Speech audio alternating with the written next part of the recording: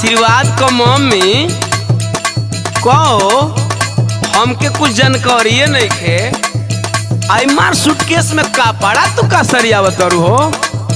अचानक कौन चीज हो गई बा तोरा? हाँ रउआ तो बाहरा बाहरा कमाए के बा, घरे का होता का बनता का बिगड़ता कुछ बुझाला रउआ के? अरे दिक्कत का बा? हमके नैहर पहुँचा दी, कौनो दिक्कत नहीं खे। करे ऊ काहे रे? सुनी एक में ना रहब सैया ठान ले ले बानी, एक में ना रहब सैया ठान ले ले बानी, एक में ना रहब सैया ठान ले ले बानी, एक में ना रहब सैया ठान ले ले बानी, दूधवा में पानी मिलावेली जेठानी, दूधवा में पानी मिलावेली जेठानी, दूधवा में पानी मिलावेली जेठानी, दूधवा में पानी। अरे अरे हम कबे से सुनत तानी तू माई बनत तारी रे, लाई लगावत तारी का लाई लगावत तारी रे? सुन हम अपना मर्द से बतियावत तनी, तू चुपे रह ना तो हमरा से बुरा कोई ना होई। करे तू चुपे चुपे आग लगावत तारी, अपना मर्द के हमरा बारे में भड़कावत तारी, आपन कमी तहरा ना लोकेला हैं? अच्छा कमी कहतारू, बना के दिला त भर ढीर खा के सुतेलू और ना त बोलतारू। हाँ तू का बना के देवेलू हमरा सब पता बा। दूध घी खा के तू तो भइल बड़ी मोटी, दूध घी खा के तू तो भइल बड़ी मोटी, दूध घी खा के तू तो भइल बड़ी मोटी, दूध घी खा के तू तो भइल बड़ी मोटी, हमके जरा के रोजा दे बेली रोटी, हमके जरा के रोज देवेली रोटी, हमके जरा के रोज देवेली रोटी, हमके जरा के रोज। ए भौजी देखो तू बड़ बालो, घर का गार्जियन बाड़ू, तू तनी शांत रह। ई कौना बात पर गुस्साइल भी तनी कहे द, हम सुन नहीं। बड़ी दिन के बाद हम बाहरा से आइल बानी। अच्छा हाँ हाँ सुन लो।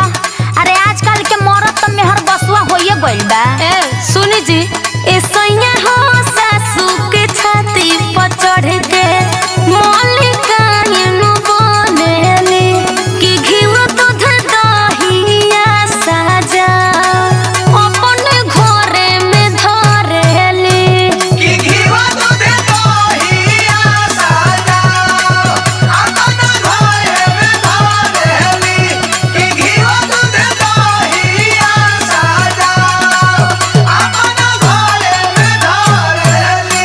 अरे एकदम सरासर झूठ बोलतिया, एकदम अलगा करावे के फेर में पड़ल बिया। तू कमा तरन हुए से भड़कावतिया। पुतवा भतार संगे काटली जाने, पुतवा भतार संगे काटली जाने, दूधवा में पानी मिलावेली जेठानी, दूधवा में पानी मिलावेली जेठानी, दूधवा में पानी मिलावेली जेठानी, दूधवा में पानी। ए देबर बबुआ, हई तार मेहरारू बिया एकरो सुनो, लेकिन हमहू हाथ जरा जरा के तोके रोटी बना बना के खियैले बानी आ पढ़ैले बानी, तब तार नौकरी लागल। तनी हमरो सुनबा कुछ? अरे भौजी बोला काहे गुस्सिया तारू? हाँ हाँ सुना ला। हाँ तो सुन ले। तू तो चोखा तरकारी कुल चोराए देली रे, अपना लइका सावांग के खियाई देली रे, अपना लइका सावांग के खियाई देली रे, अपना लइका सावांग के खियाई देली रे। अच्छा ठीक बा भौजी और बताओ। हाँ तो सुन लो। अपने चोरा के कहेली मोहे चोटी, अपने चोरा के कहेली मोहे चोटी, हमके खियावेली जरा बल रोजा रोटी, हमके खियावेली जरावल रोज रोटी, हमके खियावेली जरावल रोज रोटी, हमके खियावेली। ए भौजी तोहरो मच सुन लेनी आए आशीर्वाद का मम्मी तोहरो मच मच कबे का सुनतनी सुन जा। अरे हमार खानदान का गांव में इज्जत बारे ऐसे ना कइल जाला तनिका हमार बात पर ध्यान दसन। अच्छा बोली। बाबूजी के गौवा में हंसावता रूजा दोनों भाई में झगड़ा लगावता रूजा दोनों भाई में झगड़ा लगावता रूजा दोनों भाई में झगड़ा लगावता रूजा।